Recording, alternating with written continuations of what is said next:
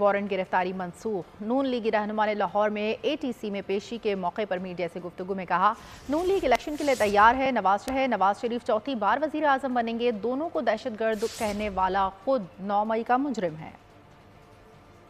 کہنے والا، ان پہ دہشت گردی کے مقدمے بنانے والا خود 9 مئی کا مجرم ہے، اور دوسری طرف دوسروں کو چور چور کہنے والا، کرپشن کے نعرے لگانے والا، جھوٹے مقدمے بنانے والا، پاکستان کی عوام کا 190 ملین پاؤنڈ جو کہ 60 ارب روپیہ کا ڈاکہ ڈال کر چلا گیا۔ اگر آپ نے جناح ہاؤس پہ حملہ کیا ہے تو آپ کو جواب دینا پڑے گا۔